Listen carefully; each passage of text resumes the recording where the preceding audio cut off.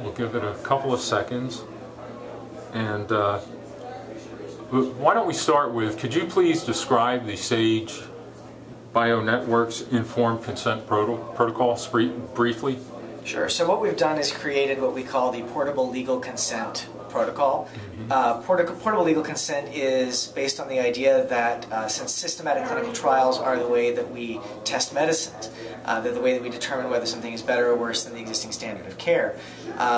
Informed consent is designed to protect patients who enroll in those studies and trials to make sure they understand the potential risks and the potential benefits of enrolling in them.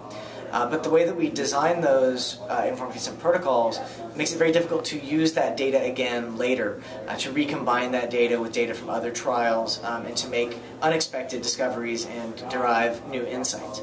So the Portable Legal Consent Protocol is designed to separate the consent for a patient from the study and to be something the patient is in charge of. It's based on the idea that patients can begin to gather data about themselves, like their own genotype or their health record, and they should have the right, if they choose, to upload that data and make it available for further research in an automated way. So it's really basically a simple, standard way that lets people who've got data about themselves, lets them upload that data and lets researchers analyze and use it later.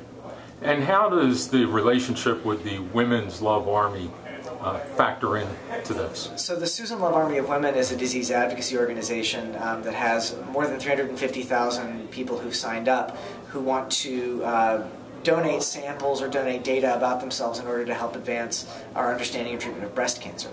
And so it's one of the most important and active advocacy organizations in the space, definitely one of the most important in the world of breast cancer. And so what we need are organizations like the Love Army of Women who are willing to test out this sort of protocol. This is a very new approach to informed consent. The fact that patients have their own data, their own genomes, their own health records is a new concept and a new fact of life. And so we need organizations that are willing to be early testers, to provide us feedback, insight, advice, criticism, and more. Because we'd like to have 100 organizations like the Love Army of Women implement this when we release it for good next year. So I would say that there are friends and there are first testers. Okay. What are the implications for biomedical research in your ability to gather this data? If we're successful, we think that the primary implication is that we will decouple the need for data scientists we'll decouple their ability to analyze data from their ability to gather data.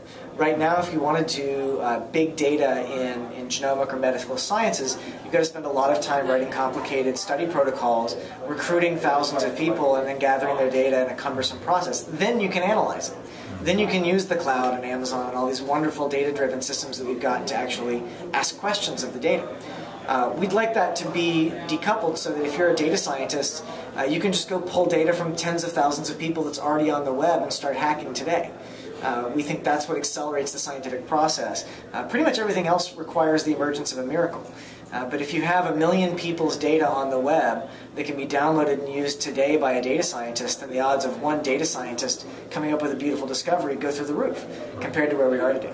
I think that's the biggest thing that we can enable is right now the rate limiting factor in the ability of data scientists to do medical research is their ability to gather data. And if we can make that something where the patients take control of providing that data, then I think we can really change the system. Okay. And how can people get more information?